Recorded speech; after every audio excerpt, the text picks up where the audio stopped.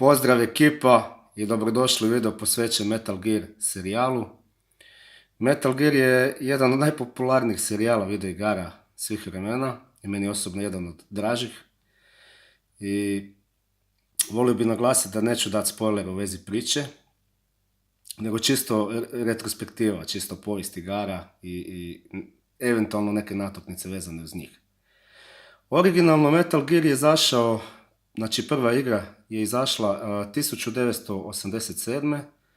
i njezin tvorac, legendarni Hideo Kojima, dobio je zadatak od Konamija da napravi neku akcijsku, neku vojnu igru, pucačinu za MSX platformu. Međutim, MSX platforma je hardverski dosta ograničena bila i Hideo Kojima, kako je dosta talentiran, on se pozabavio sa dizajnom i sa programiranjem i uspio napraviti igru koja je prva igra stealth žanra. Znači, to je prva igra, zapravo stvorio novi žanr sa tom igrom. I preko noći je buknula u popularnosti, znači u Japanu je bila ultra popularna. I naravno sve što je popularno se porta i na druge sisteme i u druge regije. Tako da je taj prvi Metal Gear dobio port za Nintendo NES u Sjevernoj Americi i također, znači isto kao u Japanu bio vrlo popularna igra. Hideo Kojima nakon toga odlučio stati, nije namjeravao dalje raditi to u serijal, nego čisto kao jedna igra da bude. Ali Konami, zapravo američki ured Konamijev, imao drugu ideju da napravi nastavak za tu igru i napravljeno je bez znanja Hidea Kojime. I on je saznao za tu igru, znači Metal Gear 2, tek kada je ta igra izašla na tržište. Znači od svog kolege saznao. I on je bio kao i svaki drugi čovjek ljutit na svoje nadređene, bio je revoltiran i dao je ultimatum u Konamiju da će dati otkaz ako mu ne daju šansu da napravi svoju verziju Metal Gear nastavka. Jer ako će postojati nastavak za Metal Gear igru, bit će na njegovu ideju i na njegovu priču. Jel? Tako da je Konami pristao na to i za MSX platformu je izbačena igra Metal Gear 2 Solid Snake, znači to je ime nastavka koja je canon. Ona igra koja je Metal Gear 2 za NES se smatra ne canon jer nije radio Hideo Kojima. I također ova igra za MSX platformu je puno bolja. Znači Metal Gear 2 Solid Snake je od strane kritičara i od strane igrača proglašena kao najbolja 8-bitna video igra svih vremena. I isto kao i nakon prve igre, tu je Kojima odlučio stati i posvetiti se drugim projektima. Za Segine platforme Konami je izbacivao igre, Snatcher i popularni Policenauts, i Kojima bio njihov producent i dizajner. Međutim, sa tim konzolama pete generacije i CD tehnologijom, u Konamiju su ipak odlučili da bi Metal Gear mogao dobiti treći nastavak na CD bazirane tehnologiji, znači u 3D-u bi bio. I Kojima je pristao napraviti tu igru, međutim nije se zvala Metal Gear 3, nego se zvala Metal Gear Solid. I tu igru svi pamtimo i to je u većini slučajeva, pogotovo za moju generaciju, prvi Metal Gear naslov koji smo svi igrali. Metal Gear Solid je doživio i remake za Nintendo GameCube koji se zove Twin Snakes, tako da ljudi znaju to često brkati, ali to je zapravo ista igra, samo je napravljena na engineu od Metal Gear Solid 2, Sons of Liberty. Naravno, Sons of Liberty je izašao za PlayStation 2 i to je bila jedna od najiščekivanijih igara za tu platformu, ali imala je dosta velik backlash od strane igrača prema Konamiju, jer da ne spoilam priču, ali u toj igri veći dio igre igraš sa novim likom, znači Solid Snake koji je glavni lik u igri je, neću reći sporedan, ali veći dio igre nije prisutan da ti igraš sa njim, nego je uveden novi lik koji se zvao Raiden. Međutim, tokom godina Raiden je postao jednako popularan kao i Solid Snake. Sa trećim nastavkom Metal Gear Solid igre, odnosno petim Metal Gear naslovom, Konami je odlučio otići u prošlost, otići u 60-te i napravljen je Metal Gear Solid Snake Eater, odnosno Metal Gear Solid 3.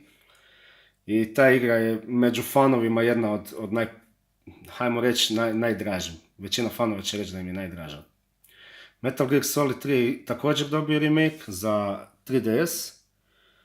Postoji i HD port, tako da ima opcije za igranje. Ova verzija za 3DS ima i 3D, znači grafiku. Tako da po meni je ultimativna verzija jer možeš igrati on the go, možeš ju nositi sa sobom gdje god hoćeš. Genijalna igra. Također nekako u to vrijeme Konami malo usporio sa glavnim serijalom i počeli su izbacivati spin-off igre. Zapravo prva spin-off igra je izašla još za Game Boy Color. Zvala se Metal Gear Solid Ghost Babel. Također su izašle Metal Gear Solid Acid igre. To su bile čudne igre. To je bio kao RPG karte tipa Yu-Gi-Oh! Spojena sa elementima akcijskog stealtha ili stealth špijunaže. Znači dosta čudan koncept, ali kad ih naučiš igrat, zapravo su zabavne igre. Jel? Ima taj sistem karata i igre bi trebalo probati, jer su dosta nepoznate. Također, za portable sisteme, znači za PSP, je izašao Metal Gear Solid. Samo sekundica. Znači Metal Gear Solid Portable Ops. I ta igra nije spin-off kao Acid i kao Ghost Babel, ta igra je znači dio canona. Ona se zbiva nakon Snake Eatera i prije prvih igri za MSX, jel? Također izašao je i nastavak. Samo sekunda. Metal Gear Solid Peace Walker. Genijalna igra. Ovo je po meni jedna od najdražih igri za PSP. Isto tako ima taj stealth špijunaža, taj stil igre i igra je zakon. Međutim, fanovi su željeli nastavak priče sa Metal Gear Solid 2, jer kako su ovo sve prequeli, oni su željeli nastavak, kontinuaciju priče. I za PlayStation 3 platformu izašao nam je Metal Gear Solid 4, koja je trebala biti taj big finish, taj veliki završetak serijala i zapravo što se tiče priče, genijalno je priča završila, svi likovi koji su klasični su tu dobili svoje finale, jel? Međutim, sa svime što je popularno, velike firme uvijek žele to iscijediti i to, tako da Metal Gear Solid 4 nije zadnja igra u serijalu.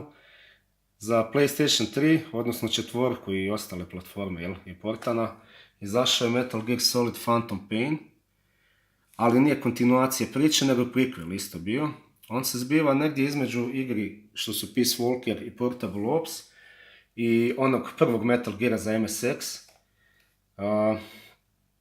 Igra nije loša, igra je super zapravo, međutim to je došlo do dosta tenzije između Konamija i Hideo Kojime i na kraju je to rezultiralo Kojiminom ostavkom u Konamiju. On je osnovao svoj studio za video igre, tako da je bilo dosta kontroverzije u vezi Phantom Paina.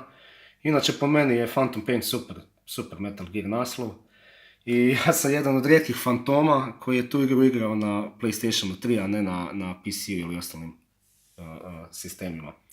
Također neposredno prije izlaska Phantom Paina, Konami je izbacio Ground Zeroes, Metal Gear Solid Ground Zeroes, koji je bio kao svojevrstan demo za Phantom Pain, kao prequel priča, vrlo kratka i masno su naplaćivali. To je isto izazvalo dosta kontroverzi od strane gamera.